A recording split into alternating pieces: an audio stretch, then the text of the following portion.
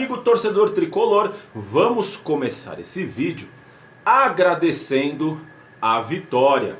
Por que temos que agradecer a vitória? Porque esse São Paulo do Diniz é um time que não passa confiança. Vinha de uma sequência cabulosa aí sem conseguir uma vitóriazinha, dando vexame, eliminação em Libertadores.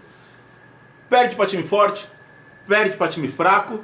E aí conseguiu uma vitória, estamos aí com 23 pontos a 22 pontos dos 45 pontos, que é o primeiro objetivo que a gente tem que alcançar, porque o único vexame que o Leco não conseguiu foi rebaixar o São Paulo. E os deuses do futebol vão olhar por nós e não deixar o São Paulo cair. O São Paulo, que é gigante, time gigante, não cai. Nós estamos com o treinador ideal para correr riscos. O Fernando Diniz não passa confiança. Falando em Fernando Diniz, falando um pouco sobre esse jogo que o São Paulo venceu, eu queria começar aqui, o Tonico vai mostrar para vocês um vídeo, porque o que acontece, torcedor? A gente teve a vitória do São Paulo e logo em seguida teve a vitória do Fortaleza. A gente vai fazer aqui um comparativo aqui para vocês avaliarem treinador, tá? Tonico, solta o vídeo. E porque saiu, porque eu achei que naquele momento eu tinha que tirar, não tirei só o Bruno. Saíram 4 jogadores, eu achei que o time precisava ganhar um pouco mais de energia naquele momento, não teve nada específico. E dessa vez também não. Tem coisas que você não tem que ficar explicando. Eu sentia que tinha que fazer algum tipo de mudança, fiz naquele momento, tive coragem para fazer. Às vezes até mesmo a gente tem dúvida, né? A gente debate entre si, eu, Charles, Nelson, né? Eles fazem o contraponto do que eu tenho, do que eu observo, e é importante isso, o debate. Se você tem uma opinião só, ela se torna burra, né? Você tem que ter o contraponto de quem trabalha com você. Se você não tem o contraponto, você nunca vai enxergar uma opção. Bom, amigo, você viu? Primeiro um Fernando Diniz, que muitas vezes chega numa coletiva, a maioria delas não sabe o que fala, indisposto a ter um comentário, um debate, ideias e esclarecer. É um cara extremamente teimoso, arrogante, que diz aí que não tem nada a explicar pra ninguém, vê que é um cara que está satisfazendo o próprio ego, o próprio umbigo.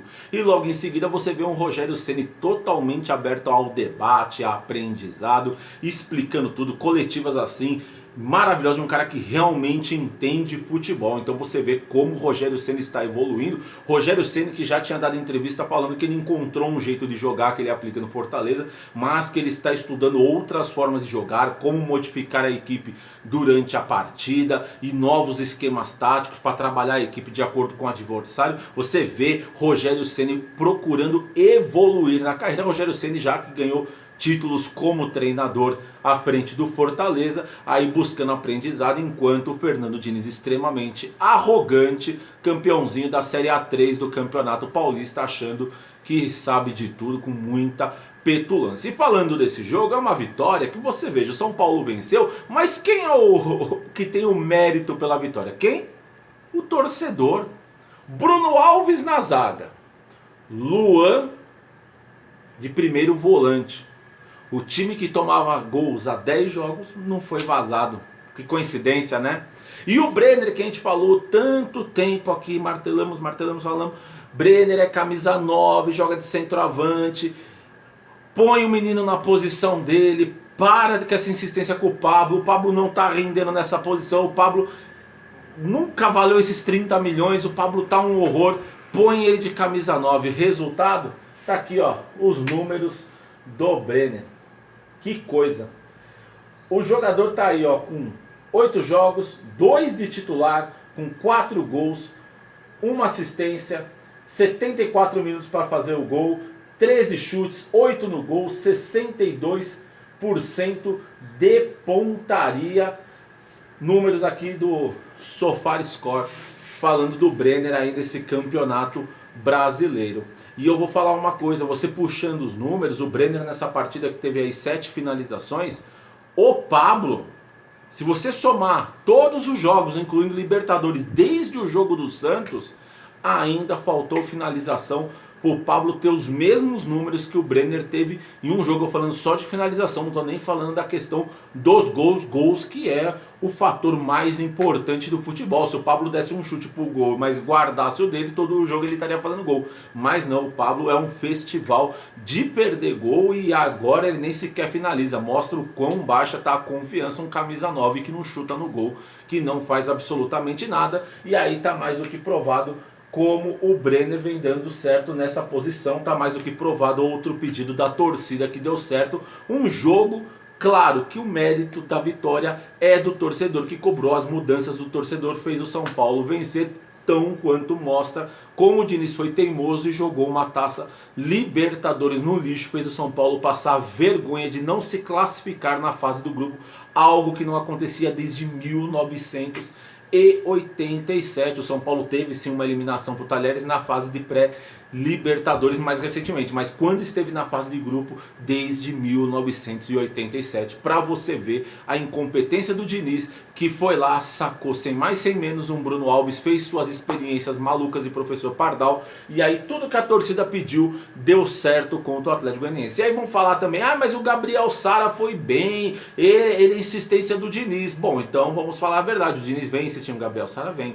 Porém, os dois jogos, porque o Gabriel Sara fez 2 bons jogos, um contra o Santos e um agora contra o Atlético Goianiense. Os 2 jogos, coincidência ou não, ele atuou na posição que ele atuava na base, onde ele fez sucesso e apareceu como um jogador promissor. E nesse jogo, principalmente do Atlético Goianiense, ele jogou bem na característica que ele jogava. Quem acompanha a base do São Paulo sabe do que eu estou falando. Ele jogou bem ali porque tinha o Luan fazendo a retaguarda, a recomposição, cobrindo os laterais, principalmente um Reinaldo que continua horroroso na parte defensiva, mas tinha um jogador ali para estar cobrindo a defesa. São Paulo que correu muito menos riscos do que corre normalmente quando atuava com o Tietê de primeiro volante. Um fato curioso aí do Tietê, que ele entrou na partida e na hora que ele estava atacando, o Gustavo Villani falou assim: o Tietê é ambidestro. A gente tem que falar, ele é ambidestro mesmo, né? Ele erra com a perna direita e erra com a perna esquerda. Vou falar aí, meu. É cada uma, mas tudo bem. Bom, e aí tá aí mais do que provado como a torcida acertou. Aí aqui tem mais informações do Brenner, né? Ele com os 2 gols, né? O Brenner empatou com o Daniel Alves na vice-artilharia do São Paulo na temporada. Daniel Alves também que vem numa seca absurda aí com clubes aí de Série A, Libertadores. Ele que fez destaque jogando um paulistinha contra times de 3ª e 4ª divisão. O Brenner não, o Brenner vem marcando gol em jogo cascudo, em jogo importante, quando um cara, por exemplo, que nem o Daniel Alves, que custa 1,5 milhão por mês, nem sequer tá chutando no gol, e muitos jogos nem marcando, nem desarmando, fica ali flutuando no cantinho morto do lado direito do meio de campo. Uma piada o que o Daniel Alves está jogando de meio campo, uma vergonha. São Paulo agora que perdeu o Juan Franco com entorse no joelho, vai ficar aí até 3 semanas afastado, essa é a previsão, mas se tratando do açougue do departamento médico de São Paulo, a gente não sabe, né, torcedor? Ele pode ir lá e ficar mais tempo, de repente inventarem que tem cirurgia, vai saber, né? O departamento médico de São Paulo não passa confiança, mas a previsão que eles passaram foi essa. Então agora a gente só tem como opção o Igor Vinícius, que é um rapaz aí um tão quanto desinteligente, que tem muita dificuldade para se posicionar tanto na defesa quanto no ataque. É um jogador promissor, de velocidade. Ele não é um cara com má vontade em campo, porém ele precisaria de um bom treinador, um cara, por exemplo, que nem Rogério Ceni, que trabalhasse ele e ajudasse ele a desenvolver o potencial dele. E aí eu fico o recado, será que se precisar o Daniel Alves vai aceitar jogar na lateral direita, sua posição de origem, aonde se o Tite chamar ele vai rapidinho com o rabinho abanando, titi, titi, titi, e joga de lateral direito? Porque no São Paulo ele se recusa, ele escolhe posição, ele escolhe escalação, é ele que manda, não esse banana do Fernando Diniz. Fica aí essa observação, São Paulo que tá aí só com um lateral direito aí pelo menos por 3 semanas. Bom, e aí outra informação aqui também para fechar esse caso, o Brenner, né? O Pablo fez 22 jogos como titular, pra gente falar sobre a insistência que ele teve com o Pablo, e o Pablo é o artilheiro da equipe com 7 gols. O Brenner fez 4 jogos de titular com 6 gols, para você ver a diferença de alguém que é e sempre foi camisa 9 na base, mas desde que subiu, isso não foi só com o Diniz, ele nunca jogou na posição dele, querem colocar ele pelo lado do campo, para aproveitar a velocidade, só que o Brenner nunca foi driblador. O Brenner sempre foi um cara de infiltrar, de centroavante, de arremate, cara da última bola para fazer gol. E aí quando ele joga nessa posição ele rende, quando ele entra nas partidas nessa posição ele vai lá e faz gol. E aí tá aí a prova que eu acho que ao lado do Luciano, que chegou muito bem no São Paulo, tende a fazer uma boa dupla de ataque e ver se diminui esse festival de gols perdidos que o São Paulo tem. Uma das baixas aí da equipe no jogo é o Igor Gomes, né? Continua perdendo o gol de formas absurdas, porém a gente não pode falar que o menino não está entregando em campo. Ele está correndo, está se dedicando, está aparecendo, está tentando alguma coisa. Por exemplo, diferente de um Vitor Bueno, que é uma barata sonsa ali, uma baratinha voadora que voa para aqui, voa para lá, toma uma chinelada e acabou. Um cara totalmente desentendido com o jogo. Na hora que precisa acelerar, ele segura a bola, volta para trás. Parece que ele é um cara alienado ao jogo, ele não sente o que está acontecendo. Outra partida miserável do Vitor Bueno. Bom, e aí com relação ao campeonato e toda essa comparação que a gente queria fazer com o Rogério Ceni, para dizer como a gente está, como eu posso dizer, como a gente está perdendo tempo, né, com o Fernando Diniz. A gente trouxe aqui um tweet do Sanatório Tricolor que nós fizemos, né, que a gente fala, né, o Rogério Ceni nesse jogo, ele desde os 38 minutos do primeiro tempo, ele estava com um jogador a menos. Isso que ele já estava ganhando a partida antes de ter o jogador expulso. Por quê? Quem vê o Fortaleza jogar, aqui está até a escalação do Fortaleza, o Rogério Ceni mudou a equipe, porque ele começou a montar a equipe de acordo com o adversário. Inclusive o Wellington Paulista, grande referência dele aí no ataque, um dos líderes do elenco, é um cara extremamente respeitado, entra com a faixa de capitão, tudo pro jogo, foi pro banco. Por quê? Porque pra ele a melhor opção pro jogo era esse. Você acha que o cara fez biquinho, que o cara falou que não ia sair, que o cara escolheu a posição? Não, ele aceitou, apoiou, vibrou com os companheiros e depois foi aquela festa com o resultado, porque mesmo com um jogador a menos, Rogério Ceni, de vez fazer, por exemplo, o que um Fernando Diniz faz, de tirar um atacante, colocar um volante para tentar segurar resultado quando ele está com vitória contra times inexpressivos, o Rogério Ceni jogando contra o líder do campeonato, da sensação do Sampaoli, com o Atlético Mineiro, que tem um elenco de 50, avaliado em 58,5 milhões contra 15 milhões do Fortaleza. O Fortaleza que tem um elenco ali que custa muito barato, um dos menores orçamentos do campeonato.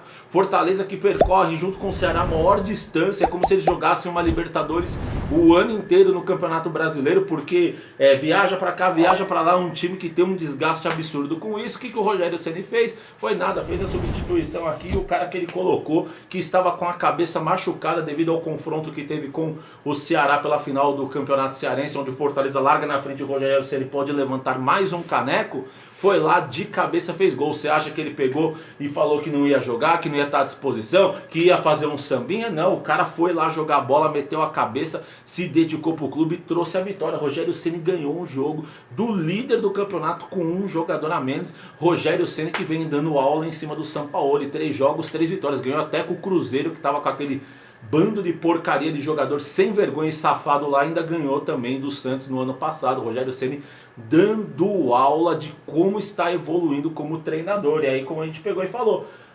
audacioso, entende os jogadores que tem, tira o melhor, e aí vem dar uma aula dessa depois de uma vitória do Diniz, onde tudo aconteceu em cima do que o torcedor pediu. Porque se fosse pelas insistências do Fernando Diniz, provavelmente teríamos outro vexame, outra derrota ou um empatezinho maroto, porque é isso que a insistência burra do Fernando Diniz faz.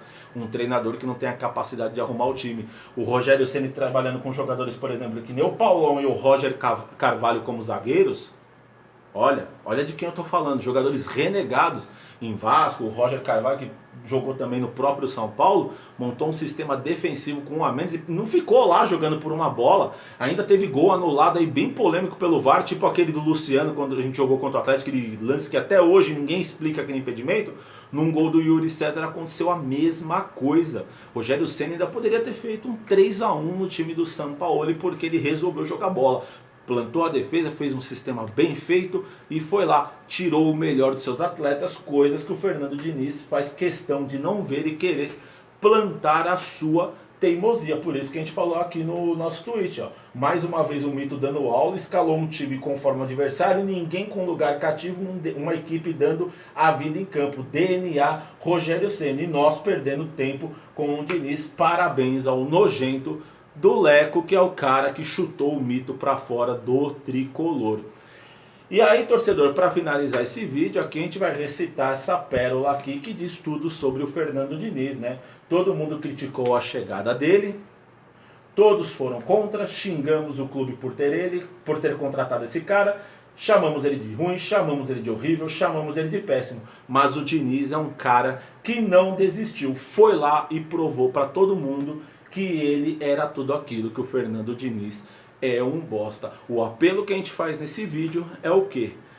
Que o próximo presidente do São Paulo tenha seriedade, contrate uma equipe de diretores competentes, traz o Muricy Ramalho para trabalhar e vai buscar o Rogério Ceni. Ele não vai falar não para o São Paulo com um trabalho sério, com um trabalho correto. O São Paulo precisa ser resgatado e precisa de pessoas que amem o clube, diferente de ter um palmeirense, por exemplo, que nem o Pássaro trabalhando lá dentro, um Raí ridículo, vergonhoso, um bananão bancando tudo isso daí, e um Leco sem vergonha, pior presidente da história do São Paulo. Precisamos de uma diretoria séria que traga realmente as pessoas que amam o São Paulo de verdade. Rogério Ceni, que até hoje vai fazer uma live, ele põe a camisa do Fortaleza de um lado, a do São Paulo do outro, ele que não precisaria fazer isso, mas sabe o que é isso? É amor pelo São Paulo, respeito por você, torcedor. Esse cara jamais poderia ter ido embora e ele foi,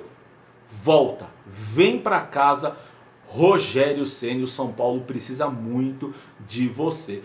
Veja só quão bom é Rogério Ceni. E aí eu falo pra vocês, por que as coisas dão errado no São Paulo? Porque tem gente que banca tudo isso que é de errado. O Galeano, por exemplo, o Fernando Diniz dispensou ele e levou para o jogo o Carneiro, que se quer entra e fica ali mais como um figurante, e de vez em quando entra numa partida outra e não faz nada. E não fez nada há muito tempo no São Paulo, ainda ficou suspenso por doping. E o Galeano, uma jovem promessa, jogadores de Cotia, que são os que estão mais entregando, o Galeano foi jogar lá com o Sub-20 e meteu 3 gols. E esse Galeano é o cara que até um tempo atrás o Fernando Diniz tinha até dispensado, falando que não queria o moleque porque não gosta do futebol dele. Veja só, quem faz gol, quem contribui, que foi bem numa Copa São Paulo e agora aí jogando bem também no Sub-20 não serve para um Fernando Diniz. Por isso que a gente pede, traz de volta Rogério Ceni, o novo presidente do São Paulo. Traz. Por quê? Porque a gente já falou, não há intenção de mudar técnico essa diretoria. O Leco foi convencido pelo Raí, pelo Pássaro, por toda aquela ratalhada que está junto com ele, que qualquer mudança que ele fazer agora e de repente o técnico engrenar e ganhar o título posteriormente de uma Copa do Brasil, ou se classificar na Sul-Americana e ganhar uma Sul-Americana, ou até mesmo um brasileiro, não vai ser fruto da diretoria do Leco, porque a gestão dele vai acabar antes do término do campeonato. Então ele foi convencido a isso. Muita gente usou esse jogo para dizer que era um jogo que o Diniz se salvou, que foi a sobrevivência. Não, se perdesse, não ia cair da mesma forma. A gente já antecipou isso aqui, o que realmente aconteceu de verdade no São Paulo. Porque se fosse pro Diniz ter caído, ele já tinha caído há jogos atrás, já podia ter caído contra o River, já podia ter caído contra o Coritiba. Jogo pro Diniz cair não faltou, e principalmente aquela derrota no Paulista contra o Mirassol, que foi ridícula por um catado, por um time de WhatsApp. Ali já era para ter mudado o treinador, porque o trabalho já tinha um grande tempo e já tinha mostrado que não ia a lugar nenhum. Então, próximo presidente do São Paulo, traz de volta o nosso pai, o papai Rogério Ceni. Tá certo, torcedor tricolor? Essas são as informações, uma análise aqui coerente, certo? Trazemos aqui números, informação, sabe? Porque aqui não queremos driblar a verdade. A gente trabalha aqui com compromisso com a verdade, em respeito a você, torcedor. Tudo que falamos está na tela, tem números, tem informação, tem fonte. E aqui a gente traz a nossa humilde, sincera e apaixonada opinião pelo São Paulo, tá certo? Muito obrigado, fiquem com Deus, até a próxima.